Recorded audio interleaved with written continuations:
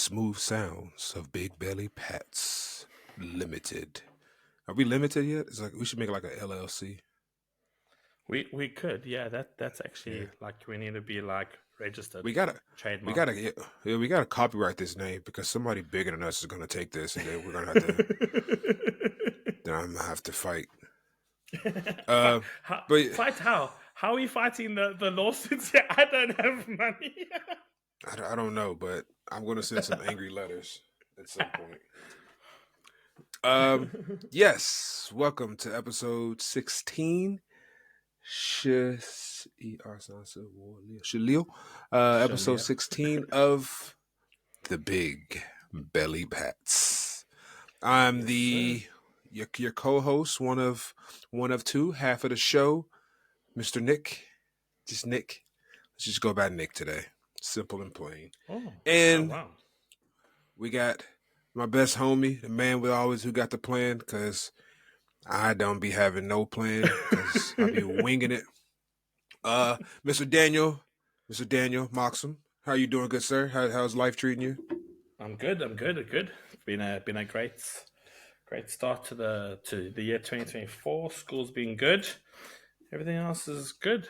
Yeah, not too bad. How are you, sir? How are you doing? I'm doing good, man. I'm looking at myself in the camera, man. I need to shave bad. I'm looking rough, but it's all cool. I got my still wearing my Santa pajamas. I'm not a really big pajama guy, but I really like these. They got Black Santa, which I'm not even gonna say is Black Santa. This is Santa. Everybody else just knows White Santa. Santa's black. This is the original one. Everyone knows White Santa. Okay. But yeah, man, just been chilling. Nice. That's about it, man. Working, back in the gym, uh, kicking it with the crew, kicking with the fam. Got some things coming up, man. Uh, Nice. oh, Lucy is going to a girls thing. One of our homegirls, Stace. Shout out to Big Stace. Her birthday is the end of this month, so they got like some little girls trip that they're doing for the weekend. And It's not the secret trip that I know of. no. It's not the Okay, secret good. trip. This is like Right. they're going to somewhere in Wales. I don't know. But I got the weekend to myself. Huh? We should ask Lucy. We should ask Lucy to if we plan it correctly in one of the episodes that comes out like we could release it the day you leave, and the secret trip could be like released on the podcast. It's just something we could think of. Yeah. I think she's gonna like it, but I told her if she keep asking questions and begging us about it, I'm telling her we're going to fucking Newcastle. we're going to Liverpool with your attitude. But I agree. but but no, they're doing like a little not a secret trip. They're going like a little girls thing, and they're taking Frankie. Shout out. Means I got the house to myself for the weekend. Ooh, And so looking forward to that. I'm looking forward to it, man. Don't get me wrong, I love my shorty, but sometimes having a house to yourself, man, is undefeated sometimes. And Sit back, relax, and enjoy.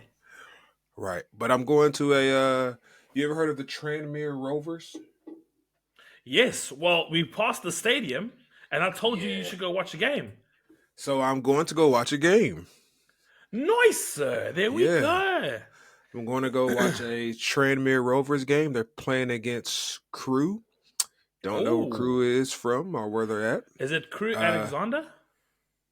You see, you're asking questions that's above my knowledge right now. I know the team is called Crew, and that's where I'm going to leave it at. Is it CREWE? Hey, Crew. Yes. It could be two. There's, I think, if I'm not mistaken, sorry to all our UK fans, but I think there is a Crew Alexander or a Crew something. Yeah, but I do recall it being somewhere along those lines. Okay. So yeah, I'm going to Crew. They're not. Are they? I don't know. They're not in the championship league. They're like league. What's under the championship league? National League. So it goes the Premier League, the Championship, League 1, League 2, League 3, then National League. I know they're in the same league as Wrexham. League One. Okay. No, yes, I think Well, so. Wrexham moved up, didn't they? Was there one Yeah, under League they One? moved Okay. up. Yeah, yeah. Okay. So I know. Yeah, they're around about there. They're around about there. So yeah, It's not a want to Sunday go? league. It's definitely not Sunday league. No, the game is on. I think a Saturday. Yeah. No, But no. What I meant was like Sunday poor man's league, oh, like okay, gotcha. kickabout league. Yeah, yeah, yeah. But it's but I'm going to the game. Uh, the and I was like, because for most of these teams, you got to like enter your name or be a member to get tickets and win tickets in the raffle, et cetera, et cetera. These tickets, no. Uh, I was like, let me see how much these tickets are. So I got me a front row ticket right at the I don't know the half-yard line, the 50-yard line. I don't know what y'all call it in soccer. Halfway line. The halfway line, right next to the players. Right, picked my seat. Okay. Mm-hmm. 20 pounds. Nice, sir. Yeah, Nice. Very nice. so I'm gonna go. Might even buy me a jersey. Nice. Oh, you have to. You have to. You have to do that. Yeah, so That's definitely something. I'm gonna do that. Go in there. Find me the little bar that they all get drunk in. Just rock up in there. Probably be the only black guy in there. Just get drunk. Walk to the stadium. Watch the game. Come back home. Have me a nice little outing. That sounds dope, sir. That sounds really good. Yeah. That's this weekend, eh? No. I just thought about it. It's the first weekend of February. So you'll hear me talk about this again in like another episode or two. we going to the basketball again this weekend. So we got Who are they playing against? basketball. Oh my goodness. I got the tickets here. We've got Olivia, Don, Colin, and myself. All in Chinese, Ting Badong. But there's our tickets. For everyone who's watching, I'm flashing the tickets. But I should actually get the name. I don't know. I think they might be paying Beijing. They could. I'm not so sure. But So Colin's your new boyfriend, right? I showed Olivia that message that you sent. You have a type. Yeah, I do have a type, eh? When you messaged me, he was like, "Hey, I'm looking for someone. Do you know anyone that does hair and stuff for Colin?" I was like, "Wait, Colin's black?" He was like, "Yeah, Colin's black." I already got replaced. You got a type. It was quite funny. Olivia, we were sitting out for dinner, and Olivia and Colin were there, and we were talking. And Colin's like, what happens? And I've always said, there's if certain people leave, if Nick left China, and the next month Olivia left China, Daniel would leave China. There is a sense of like you need a base. And the base can be like a home, but you also need like, hey, people that you can trust, people that you can just count on. And Right. I've always said, I said at the dinner, I was like, yeah, if Olivia bounces, I'm not following Olivia, but it's my turn as well. I'm leaving. And I explained a story. When our old directors were leaving, I was like, hey, you're moving to Bosnia. I can come. I have a European passport. Pick me for your next employee. I can come. Bring me. And then Olivia turned around and was like, gave me death stares. Like, you're not leaving yet. No, not allowed to. So like, and he's like, and then he was like, but what about me? What about me? What happens if we have a bromance? And Olivia's like, you're not there yet, young man. You're not there yet. You haven't experienced the things Daniel, Olivia, and Nick have experienced over the last few years.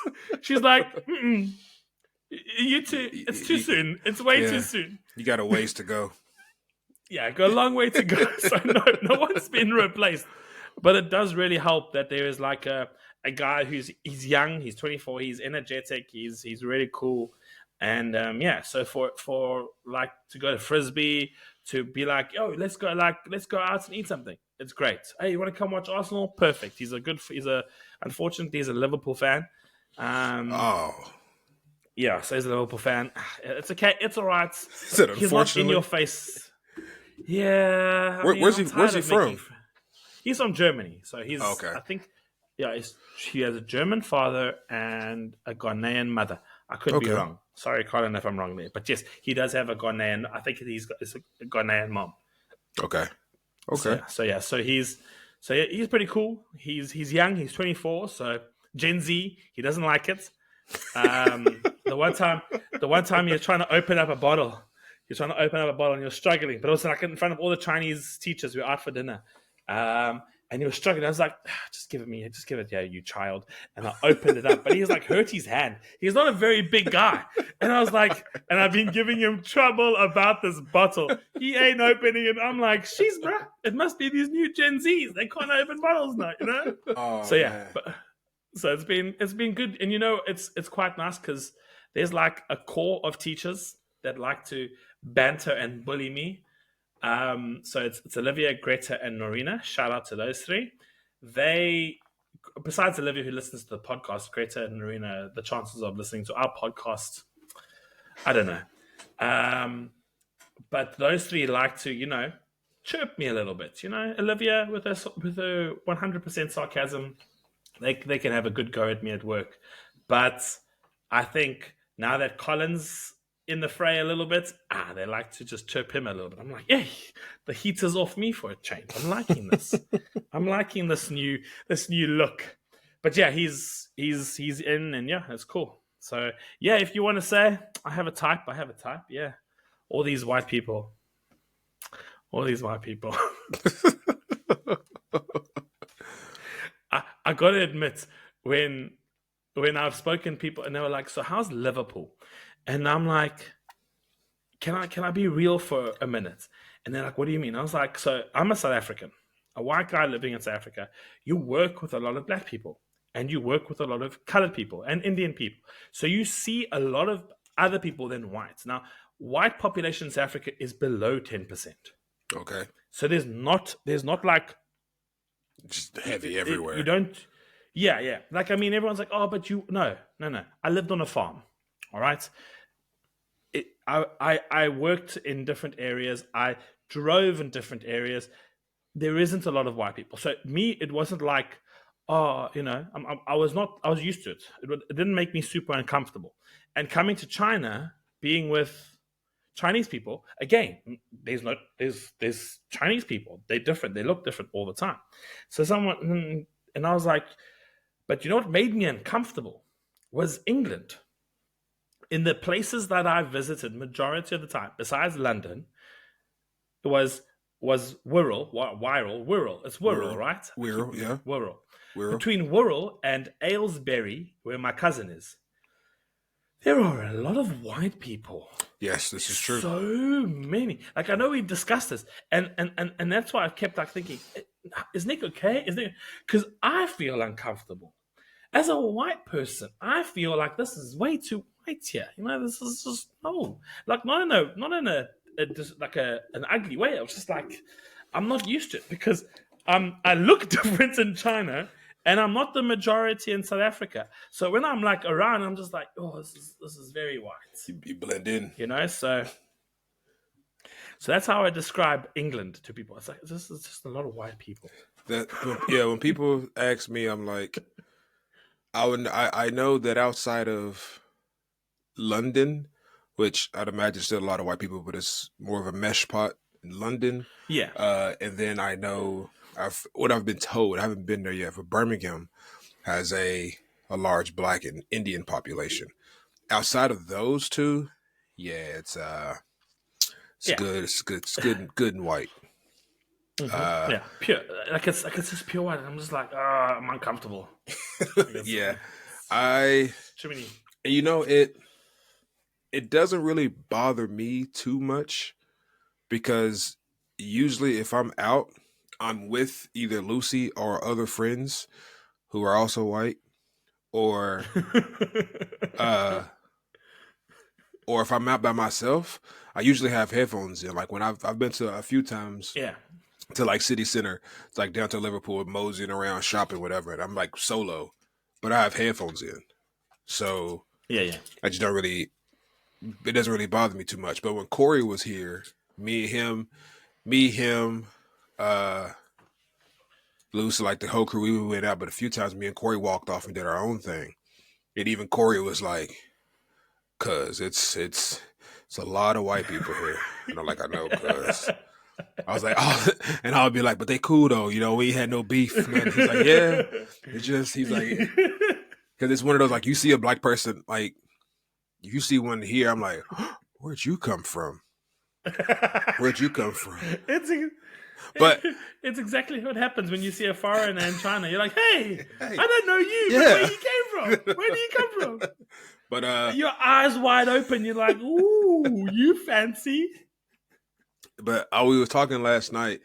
There's this so the gym that I go to in Heswall or where I'm at.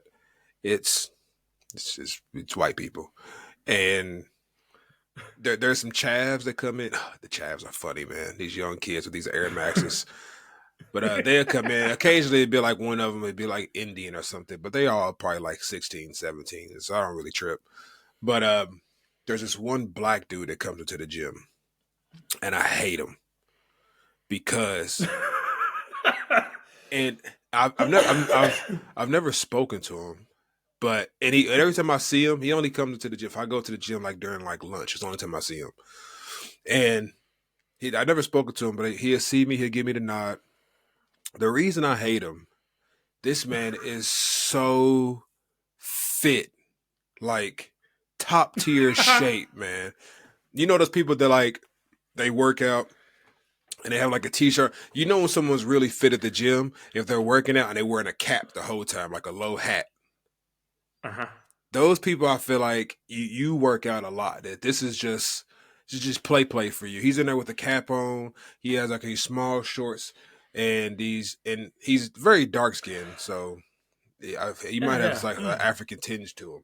But this man, Yep. Mm-hmm. dude, veins popping out his arm. He just like I'm like, yo, I'm the token black guy in here.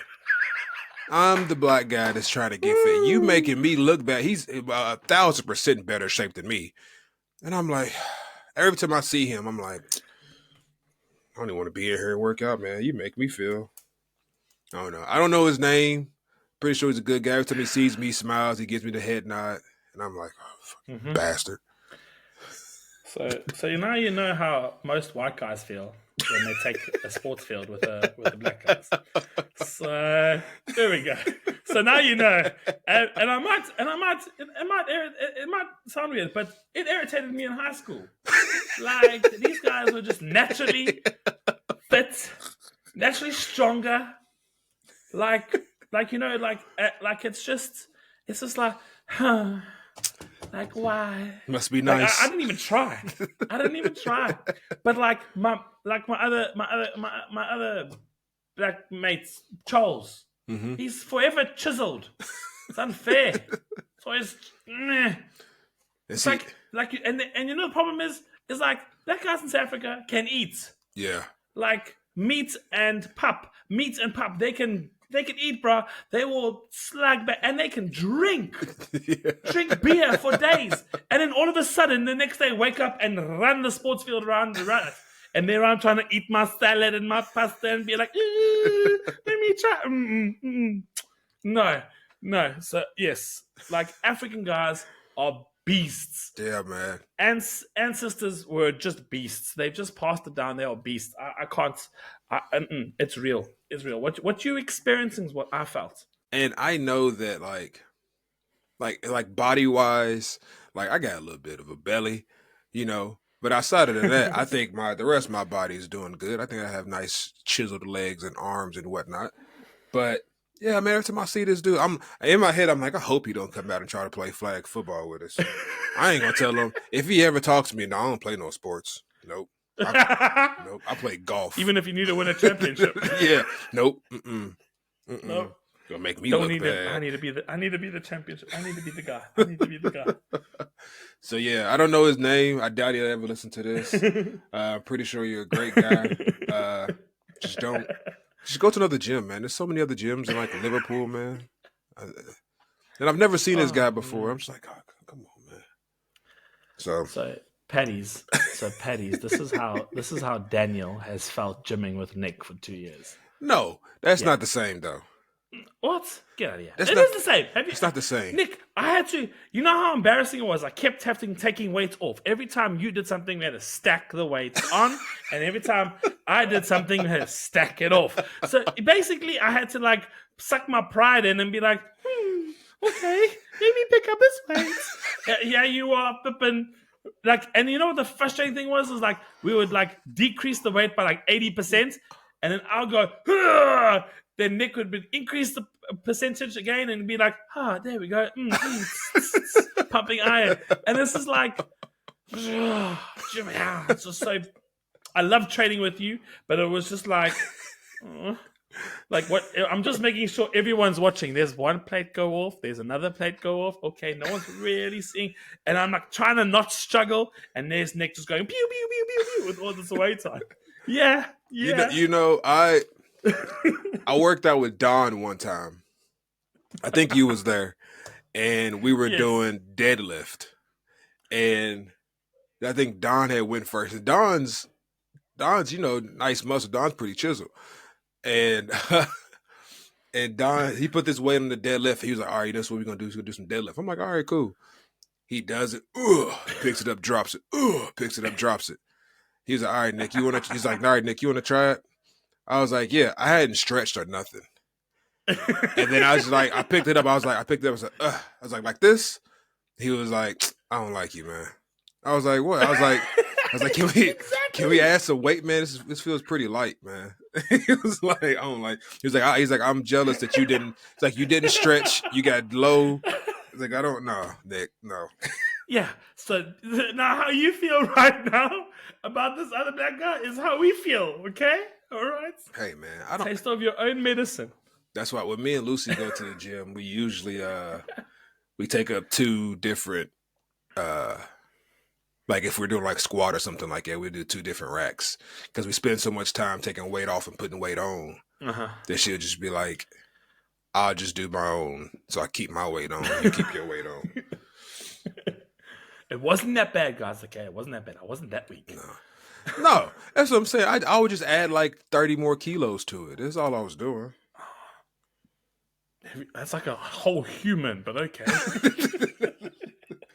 I just 30 kgs. Man, look, man. It's like 2 poles. But but the thing is, you was at least in there with me. You know, there's so many people that just sitting on the couch not doing nothing. That's why I'm DJ. I don't know if he listens to this, but DJ's been working out a lot. I've been like, all right, man, I'm kind of proud of dude. He's been posting videos. He's been in the gym heavy. It's because he got that baby on the way. That's what it is. That's what Mike just shout out to Mike. Mike just had a little girl. Yeah. And he was in the gym heavy before that baby was born. And I think it was because he was like, "Man, when this baby's born, man, I ain't gonna have his free time to be going to the gym. So I need to go ahead and get as fit as I can." They're all gonna get dad bods. Exactly. I need to go get as fit as I can before this bod comes in. This dad bod. So he was in the gym. I skipped the level. I just went to the dad bod. I skipped the whole level. I skipped gym and the child. I just went dad bod. Need to see if I can find another ultimate frisbee team around here, man. Yeah, well, make one. Make one. Yeah, if you can't find it, make one. Man, that requires me to reach out to people and ask they want to play and then find a place. And, I'm not. You know how I am, man. I'm not. No. We'll scratch that. I want something to already be set up. I want to go there. I don't want to talk to nobody. I just want to play. That's what I do with flag football. When I go to flag football practice, nothing against the guys. They be sitting there chatting, well, hey, man. I'll go in there. I give everybody fist bumps. I have headphones in damn near the whole time. I give everybody fist bumps. I don't really say nothing. I just want to run, throw me the ball. That's all I want to do.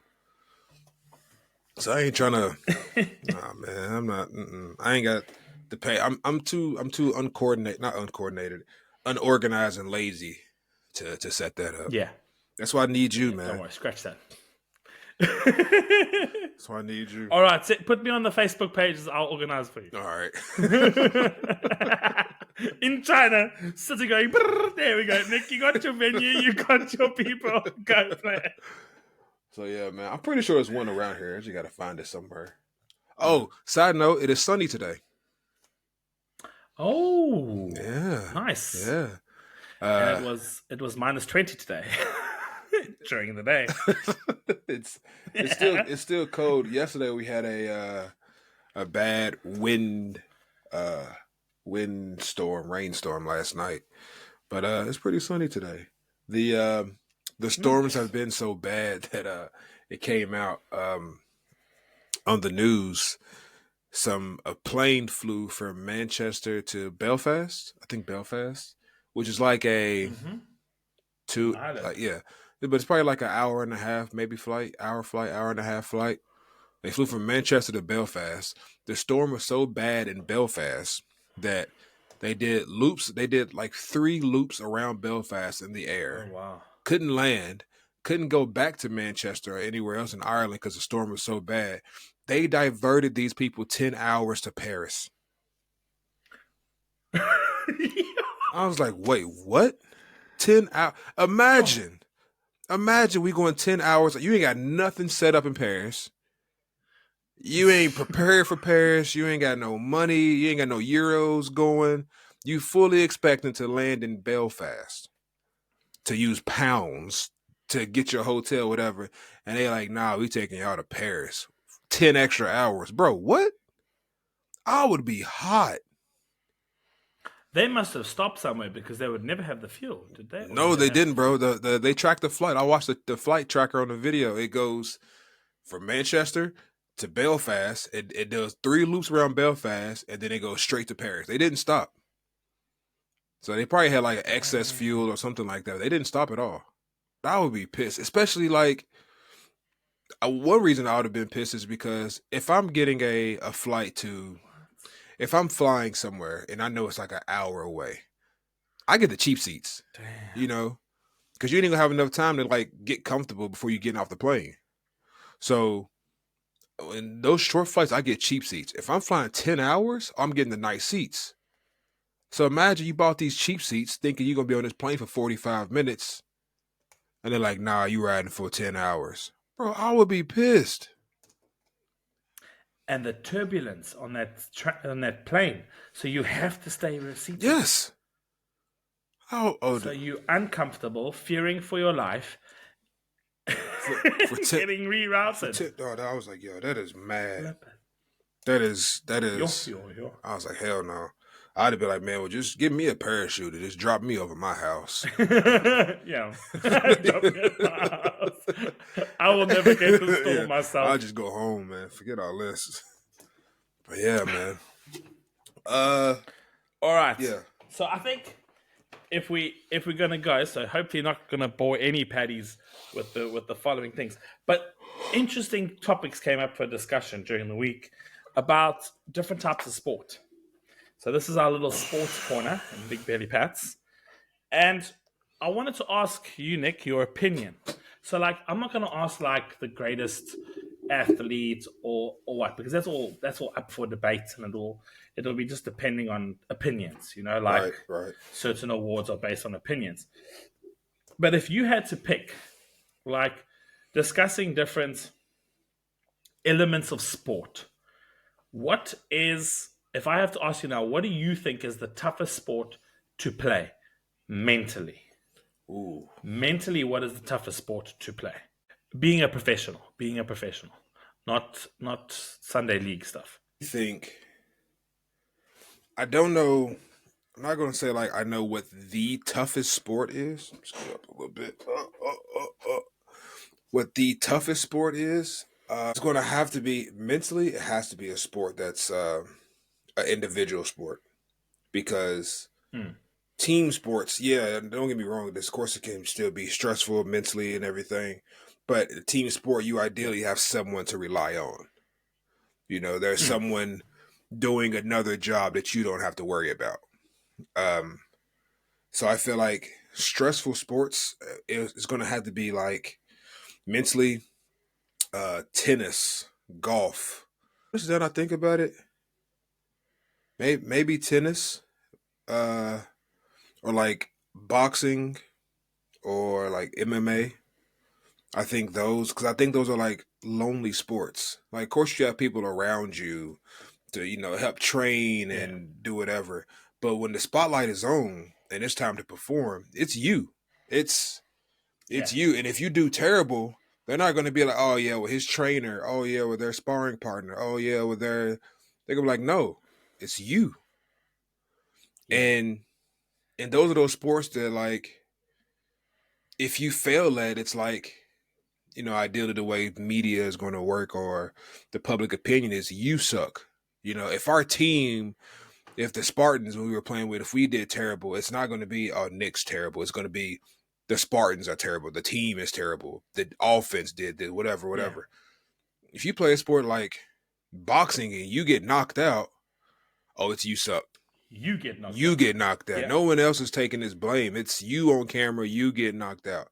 So I don't mentally tough, stressful. Like I don't know. Like I can't say this a sport in particular, but my three would be like uh tennis because I've watched that. I think I watched that tennis documentary you told me about a while ago.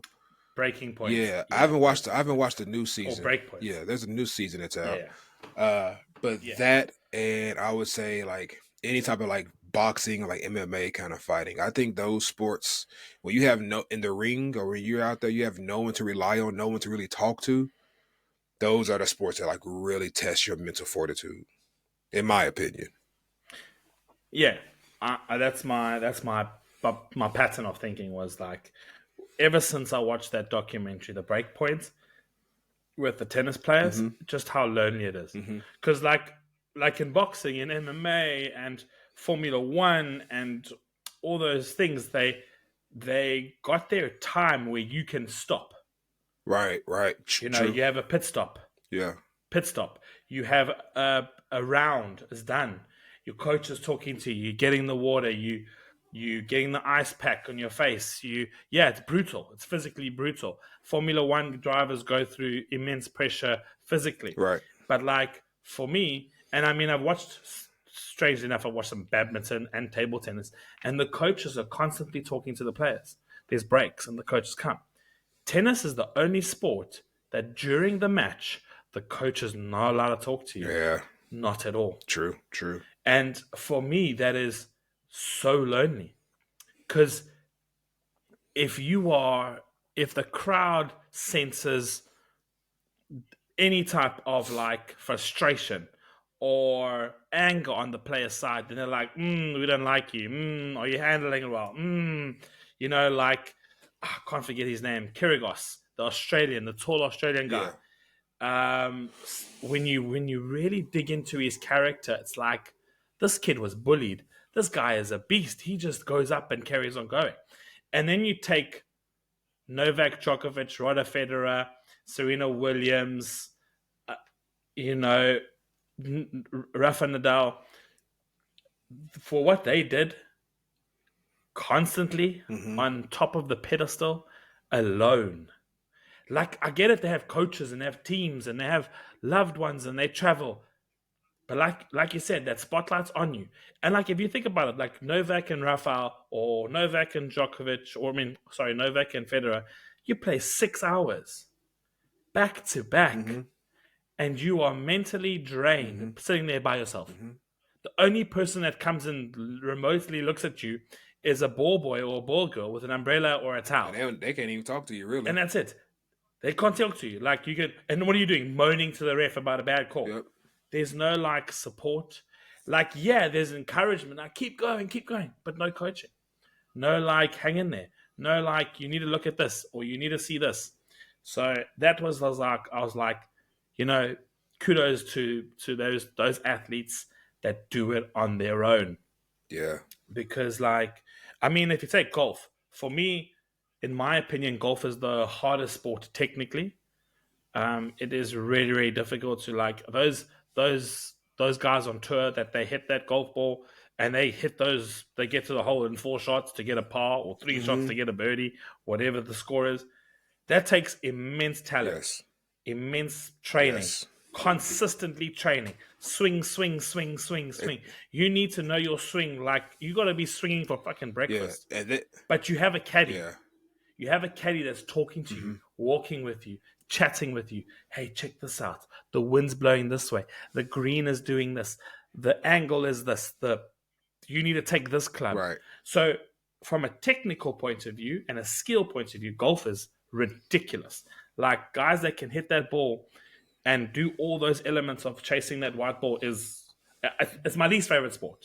I don't like it. I don't like golf. I don't like watching it. I only like playing golf when there's alcohol involved and there's like fun things to do. yeah, That's it.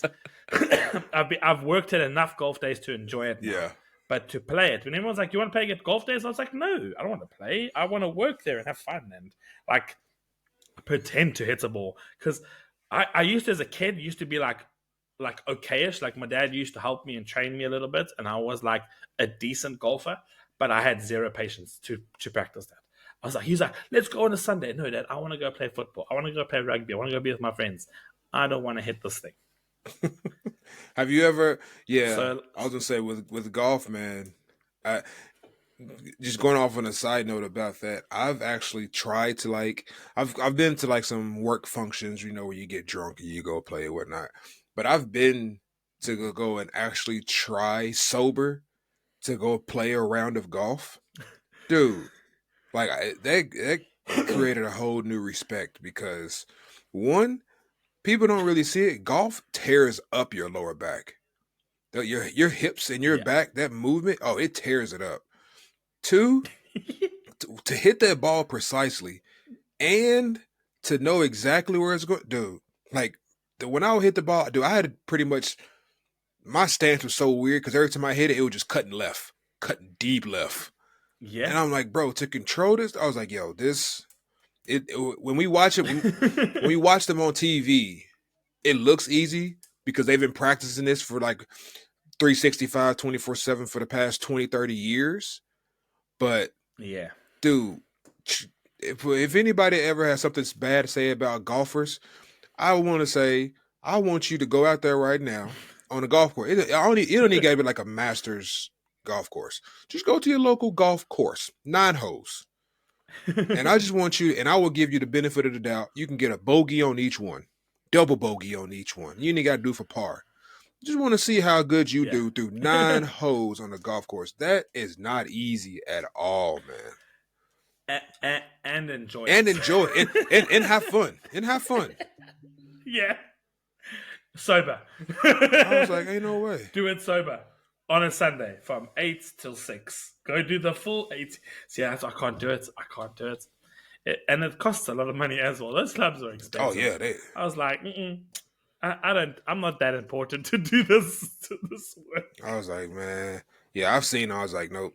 So that's why I have a very good respect for golfers, man, because couldn't be me. Mm. Couldn't be me. Yeah.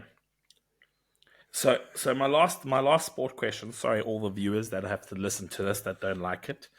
The one thing I wanted to ask, and now moving away from the technical side of things and the mental side of things, what do you think is what is the hardest position in a team sport to play? Well, I mean, that would depend on what team sport you're. So if you take all the team sports out there, what do you think is the hardest, most stressful, most carrying the back, most type of position? Think it's the. It depends because some positions like okay we NFL playoffs is going on right now, so we have the NFL going on, Yes. and it's for me it's the positions that you catch the most slack for if you do wrong, but no one really celebrates you doing right. So, for instance, the Mhm. Bills game was last night with the Chiefs. Granted, in the game there was a lot of BS calls by the refs, etc., etc. But those kickers, man, those kickers, you and Oh, when you see the kickers, man, it's like they practice kicking all day. When they have practice, them dudes don't do nothing. They have their own little. I've seen kickers practice. The team is like on one side and they're doing plays and hitting blah blah blah blah. The kickers are on their own. But they have like a kicking coach. but they're on their own on a separate field, no other players, and they just kick. They kick it from different angles. They'll have people screaming in their ear. They'll have sometimes they'll bring big fans out to simulate air, whatnot, and they have to kick. And I've kicked a football before, like as someone was holding it. Can I kick it hard? Yes. Do I know where it's going? Hell no. All right. You have to be precise, and if you're on a football field and you go to like where the end zone is, you look at the goalposts. If you walk up to it, it's pretty tall, looks pretty wide. When you're 30, 40 yards away, No, you got to kick in between those. it's, That and don't let it be a gust of wind. That's not easy, man. It's not easy at all. And I yeah, would no, say kickers because it's like last night the Bills they had the opportunity to kick and go into overtime, and he missed it. It was like wide right. He missed it. Game over. They lost. Everyone's going to be like, "Oh, the kicker lost us the game." Blah blah blah. If he would have hit it, no one would have really celebrated. It was like, "Oh, he's doing his job. That's what you're supposed to do." yeah, He yeah, missed it. that's it. One, it was crazy wind already going on. It was freezing cold. Mm. So I know that ball was super hard, but he missed it, and everyone's going to ideally shit on him. It's your fault. It's your fault. No one Yeah, wants to talk about we screwed up during this, and this to put you in this position to save us. No one wants to yeah, talk about that. I think. Mm. But I think it's one of those. If you do it right, you don't really get the shine. If you do it wrong, you're public enemy number one. Mm. You actually make good valid points there. I didn't think of that.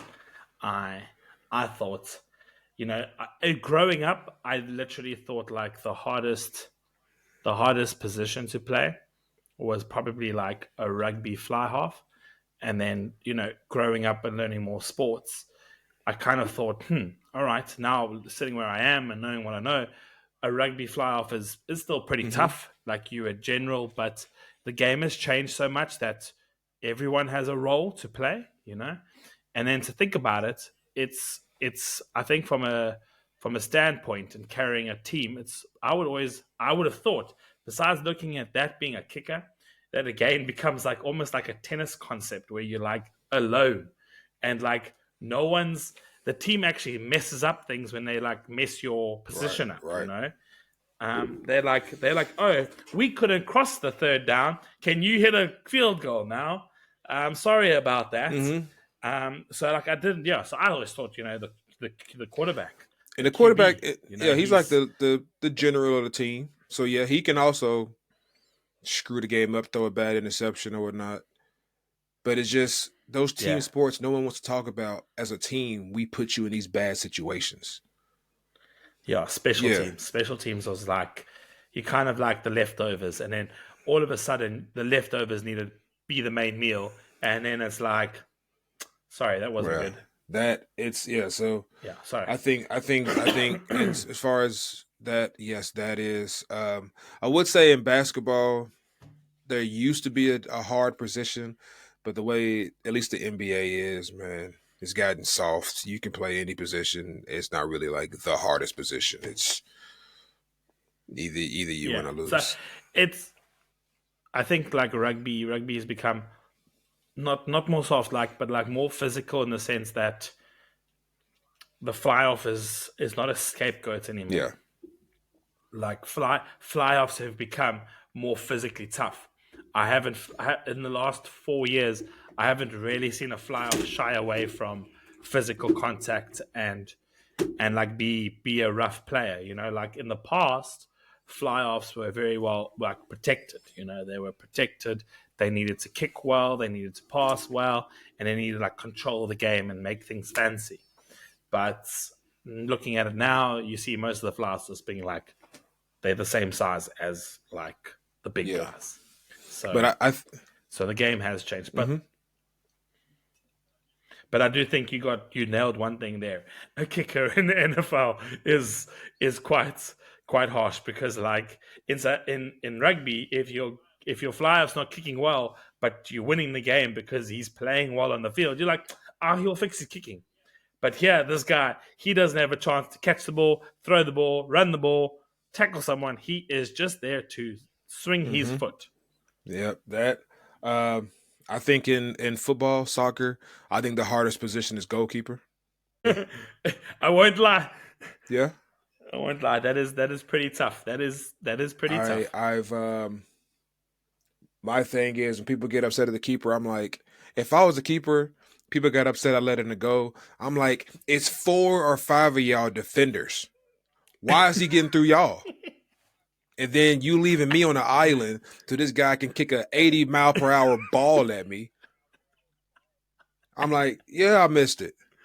Or if it's a penalty, oh, you let that penalty go through. What? You did it. It's your fault we're here. I'm like, yeah, I would be like, yeah. Sometimes, But I would be like, sometimes. yeah, okay, I get that I messed up and they scored or whatever, but don't just put all the blame on me. We need to take this as a team. And fun story Yeah. about that, I had when I was in school, the I think I told you this before. With the girls at the time, I think the school now might have a men's soccer team. At the time they only had a women's soccer team. And they were doing like some little charity or whatever, and they invited the football players to come to the soccer field, and we raised money. I don't remember what it was for, but they was like we can do like a little exhibition soccer match between the women's soccer team and the men's football team. Now, granted, the women were like smaller than us. They were still fit, but smaller than us. We was in our head we could run faster, we can jump higher. This is easy. This is cake. Man, we get out here with these girls. And at first, I was playing. I don't even know what position I was playing. We were just like 11 of us. We didn't have a position. Where they came out position ready on like a 4-1-2 or some crazy stuff. But anyways, and I remember I remember we're playing, and it's like my friend who was at keeper. Mind you, we didn't score at all in this game. But my friend who was at keeper at like halftime, it was probably like 5-0, 4-0, right? We were doing Yeah. decent, but they were killing us. And my friend, and it's one of those when you watch, like if you're not the keeper and you're watching him, and you see these balls going past him, and you're like, bro, I seen that coming. Like, how did you not stop that? So my dumbass was like, all right, halftime, I'm going to be the keeper because you're doing terrible. You don't know what you're doing. He said, all right, cool. Okay, you be the keeper. So at halftime, we were losing 4-0. Ah. I take over as a keeper. Full time as me as the second half keeper, we lost like 12-0. I think I let in like 6 or 7 more goals because when that ball is coming to you, man, that I've never seen a ball move that fast. Like it's a couple times that the girls like kicked it between my legs and scored. I was like, yo, it's a brutal yeah. position. You're And right. these It these is. girls, shout out to the women's soccer team. They thoroughly whooped our ass. Thoroughly. We as men, they came in with all this probably toxic masculinity at the time. We got humbled very quickly, very quickly. And I like that. it's worse when it's like someone's beating your ass and they're just like having fun. Oh, it's okay, it's okay. You get the next one. It's okay. High five. You did well. Like don't patronize me, dude. These girls, they were kicking this ball, man. It was curving. It was moving. It was the ball's coming at you, and then it takes a weird left. Like they was curling the ball. Like how the hell to do that? All our balls are going straight. I was like, these girls. That's what after that day, I was like, I got a whole new respect for keepers because I couldn't do. And these are women. Nothing against them. These are like college women. Professional, hell no. I'd get destroyed out. It'd be 20-0 at the half. I was like, nope. I love that. I love that because I played goalkeeper in primary school for a long time, and then I got a bit fitter and I played Uh-huh. centre back. But yeah, I loved football, and I was decent at it. But yeah, goalkeeper is not the nicest It's position. not, man. It it really isn't. Yeah. So yeah, so sports. I've got some. We got some questions here that we found on the internet that we thought will be really really cool for our expat corner. And I I like how think when you say would you expat we're corner, gonna it's we're like a gonna reading corner for a classroom. yeah. This is welcome to the class, children. Because I don't know, because we both teach. We were well, you were a teacher, I'm a teacher, and we expats, so we taught as Yeah. expats. So I think like an expat corner is quite Yeah. quite nice. It's relevant. So do you want to go What first? you got for me? Like, don't let's make this. All right, let's go first. So I'm going to ask you a question. All right, and Nick and I are going to answer these questions, but we're going to ask our questions based on where we are living quite right now. So Nick, the first one, question number 5. What's the hardest part about living in Liverpool? I like how you're like question number 5. What is the? It's like Sorry, you really sorry. broke it Question. down for him. It's number That 5 didn't on sound the. fluid at all. Sorry, guys. Yeah, it should be question number 1 because it's the first question of this corner, but it says number 5 on the internet. My bad. So, question number 1: what's the hardest part about living in Liverpool? The hardest part about living in Liverpool, the weather, and if you want to go far in or out of Liverpool, the tow for everything. Um, but I would honestly say the weather, small streets, small cars. I'm big, and everything costs. Everything there is a everything that you think doesn't cost that probably shouldn't cost. Yeah, There's no like to get to and from Liverpool. There's no free option. You can take the yeah, train, but depending on where you come from, still well, cost. that's going to cost regardless. But depending on where you're going from, some of the trains are nice. Fun, weird thing. I've also that I was told about these trains, and you saw it as well when you got on the train from Prestatyn to London. I think you went from. And Hmm. one thing I hated when you buy a train ticket here, that does not guarantee you a seat. That got under my skin. So it's like a bus. It's pretty much like a bus where Hmm. Worse than yeah, bus. because you was at one point sitting on the floor, sitting on your suitcase, weren't you? See Hmm. that the first time I did it, I'm like, it was one of those moments where I was like, yeah, they don't like y'all. Can you remember in China, you buy a train ticket, it comes with a seat. Yeah, Uh huh. in Yep. in the UK, you buy a train ticket. If a seat's open, you would get on there. Sometimes some of the trains you can get reserved seats. You got to pay a little bit more, but yeah, it's just stand up. And which thankfully, since I've been here, I haven't had to stand up on any trains. I stood up on a train one time in China. I was in Shanghai. No, Shanghai.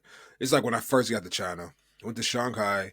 I had a homie in, I forgot the city, Jiaxing, which is right outside of Shanghai. Went to Shanghai, got a train to Jiaxing, and I sat. And then on the way back from Jiaxing back to Shanghai, I uh I was like, oh, it's like a 45-minute ride. And there was someone was like, "Why don't you just get like a standing ticket? Just get like a ticket." I didn't think nothing of it, and that was the first and last time I ever did it. And I bought a standing ticket. And a train in China, hell no. I stood in that door for 45 minutes, and it was shoulder to shoulder packed. There was no seats on this standing train at all. It was literally just those rail Yeah. things hanging from the top that you can hold on to. That was it. And I was like, mind Yeah. you, I'm the only black person. I'm the only foreigner on this train. And I'm just standing. And I'm 2 feet over everybody. I hated it. I hated it. And staring Staring at at everyone's everybody. skulls. And that was Top of the it. first and last time I was like, today, I wasn't even upset. I took it as I learned a lesson today. I I fucked around and I found out. All right. and that'll never happen again. So yeah, uh, you actually did you actually yeah? What is the hardest part about living here is just yeah the I think it would be that the people not too much because I just don't really they don't really bother me. But yeah, the weather can be a bit depressing at times. Transportation can be a bit of a handful.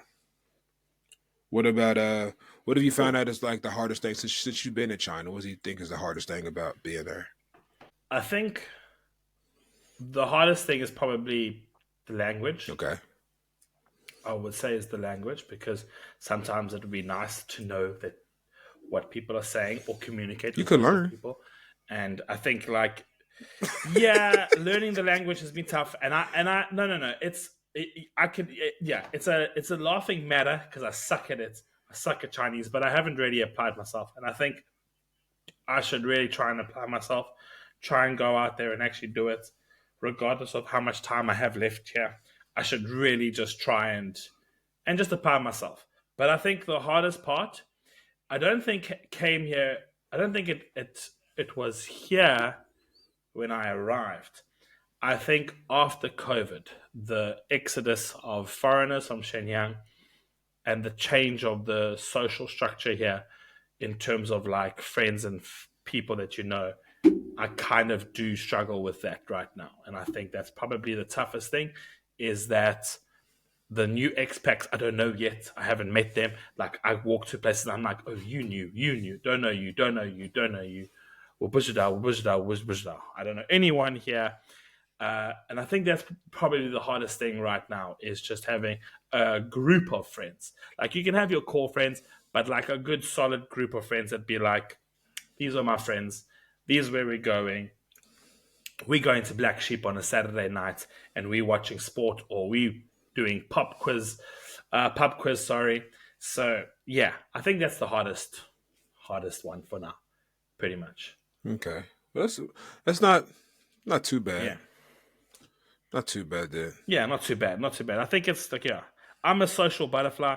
I like meeting up with people, and yeah, even if it's like weird times, I'm just like yeah, let's just go. I don't need to do anything stupid or crazy.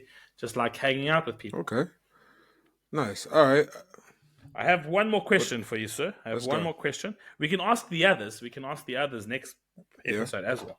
So number two for you. Number two. It's another number on the page, but it says what's been and I want to ask in particular. I want to change a little bit. What's been the biggest change from living in China to the UK besides the language? What's been the biggest change for you personally? Personally, not the culture, because like, if you've been living under a rock, China and England are two different places, guys. But what's been the biggest change for you personally, living from China to the UK? Um, personally, I would say my money doesn't stretch as far as it used to. Uh, so that was a hell of an eye opener. I knew it was coming though.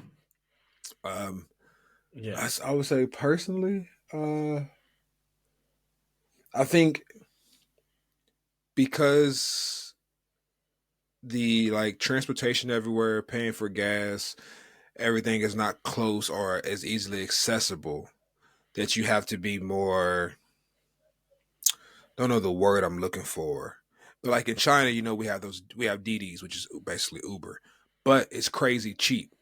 Like yeah, you don't even think about how much you're spending on yeah. DD when you just like, oh, I just get a DD. No, Oh, it's 15 kwai. Okay, whatever. It's a pound at yeah. best. You have to be Yeah. budget wise Yeah. when you're So traveling. that is because in China it was I can easily go to the gym, go to the wherever, meet up with you, go whatever. And in pounds, after that whole day of transportation, I might have only spent like £3. Going to the gym, going out Yeah, to eat, going wherever, getting around. But here, it's like, oh, you want to get a taxi to the gym? Exactly, 20 pounds. exactly. And Yeah, I'm like, not 20 kwai, not 20 yes. RMB, And I'm 20 like, pounds. so Yeah. the price is going up. The people outside of everyone speaking English, I think it's people aren't taking photos of me like they used to, uh, or so much as stares. But I still do get a few stares. When I'm in Liverpool, like in city center, it is not too many stares. It's not too bad because Hmm. it's a few other black people walking around. But I just don't think that I'm very chavvy as they are. So, but I do get a few stares. Nothing too crazy. But uh, when I'm in the world, when I'm like walking around, I go into a bar, go into whatever. A few people do like start looking, like I catch a few eyes looking like, who's this guy coming in? We went to last night? I think it was last no, not last Yeah. night. The night before, Jenny and Wayne and the kids stayed over. They came over and they stayed over. And we went to Weatherspoons to go eat, get a drink or whatever with the kids. And I called a few so we could because it was packed. It was a Saturday night, but it was packed, and we got our own table. But I did catch a few stares, so that is one of those. I'm like, mm. I have peeped it, but it's not as thick as it was Hmm. in China Yeah. for sure. Fair What enough. about Fair enough. yourself? My biggest change, again, I think in South Africa, I was a person that was extremely organized and extremely controlling. Like, I needed to know what was happening, when it was happening, how my week needed to look like, what structure it needed to be like. I think you and Olivia have experienced me like needing to know everything, not like nosy curiosity of people's lives, but like, what are we doing? When are we doing it? And how are we doing it? And I think, again, like living with you guys, well, not living in the same place, but like just doing chill things with you and Olivia, who are pretty much relaxed on that style of things. And COVID, not having any control over what you could do, when you could do it, or how you could do it, I kind of like learned like, all right, I can't control what's around me. I can maybe control how I react to it and what it would be like. But yeah, I think like definitely that, and being open minded.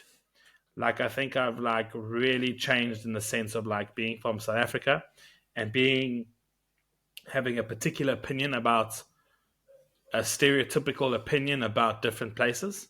Like, oh, these are what these people do. Oh, these are what these people are like. Oh, those people are like this.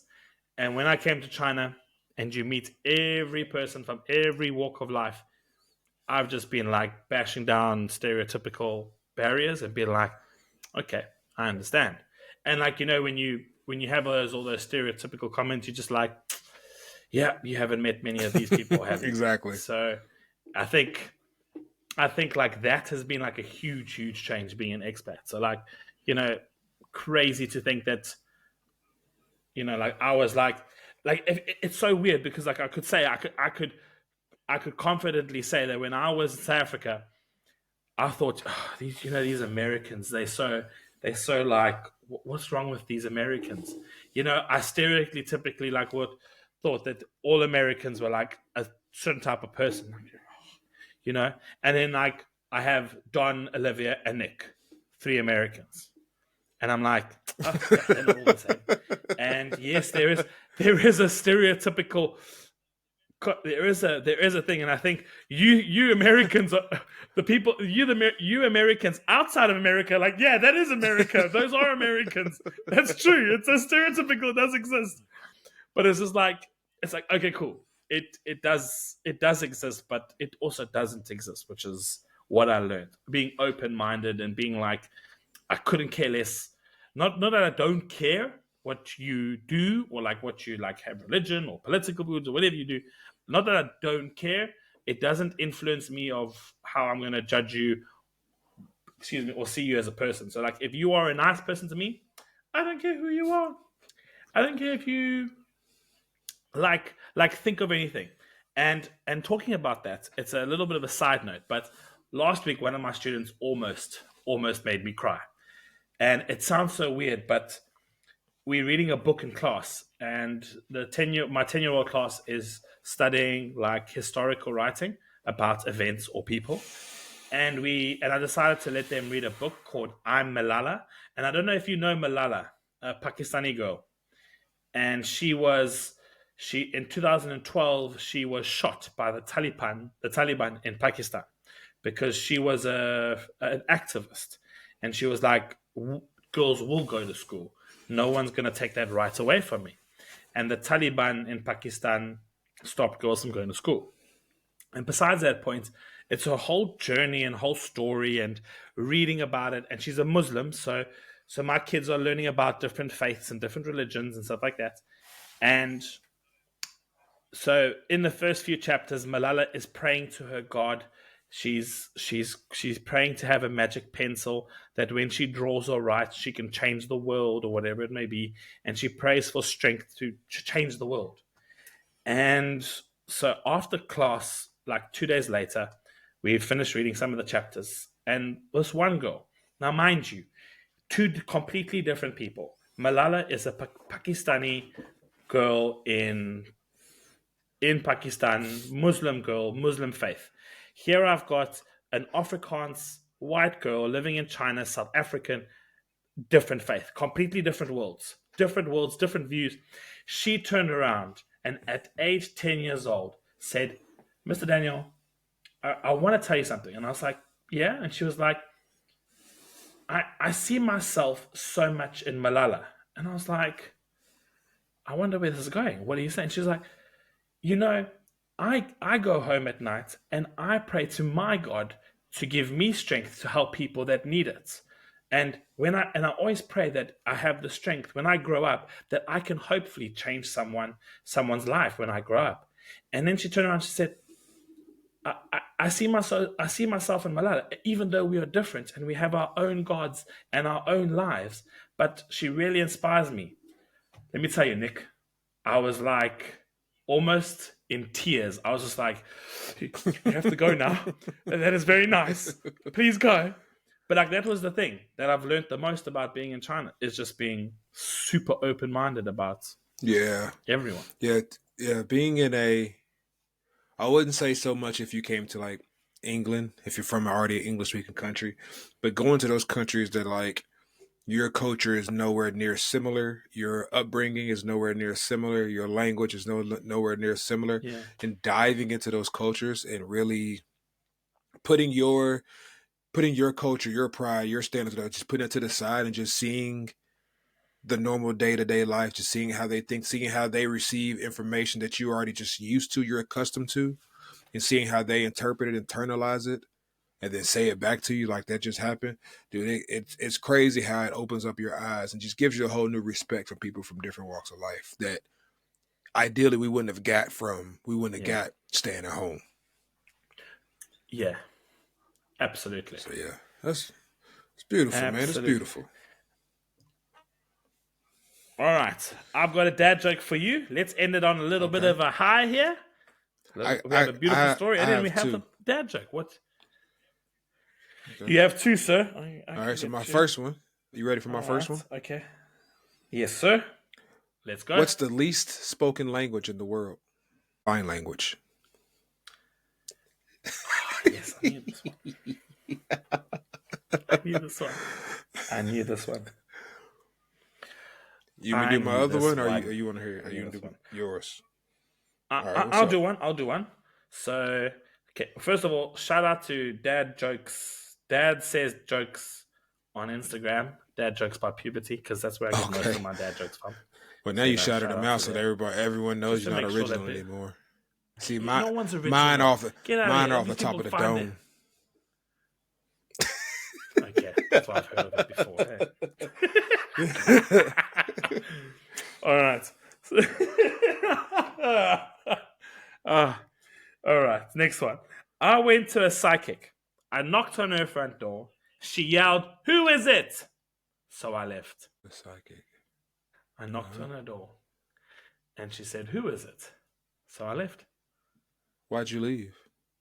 Because if she was a psychic, she would have been Okay. I did not catch that at first, but okay. First test failed. You didn't even get past level 1. You didn't even... The prologue failed you. All right, let's hear my your next family is pissed that I had sex with my third cousin, which is surprising because they didn't say anything about the first two. But I just told them, if you're feeling bad about it, just stop counting. That's a bit rough. All right, I found a second one. And this will hopefully end it on a high. Will glass coffins ever become popular? No. Remains to be seen. Because you can see their remains. It'd be expensive. Very expensive. So, yeah. All right. Yeah, all right, yeah. Well, have we reached the end? That is episode 15. We have reached the end of episode 16. Episode 16. 1-6. Done and dusted. I ain't thinking. Shout out to all the paddies. Thanks for listening. Thanks for watching. Remember, sharing is caring. Sharing some love. And if you don't care, share and say why you don't care. But still share it, but just share why you don't care. Yes, agreed. And if you disagree with any of our opinions on what we've spoken today, say something. Tell us why. Don't talk about it, be about it. We want to hear you. We can't hear you behind the closed doors. That's it. Yeah. But yep, that is the end of episode 16. It's been a fun ride so far. Until next episode. See you soon. That's it. Peace. Stay safe. Stay safe. You soon, Wrap it paddies. up. Cheers. Yeah. Try your best. What stays Always. in Vegas happens or something like that. All right. See you guys soon.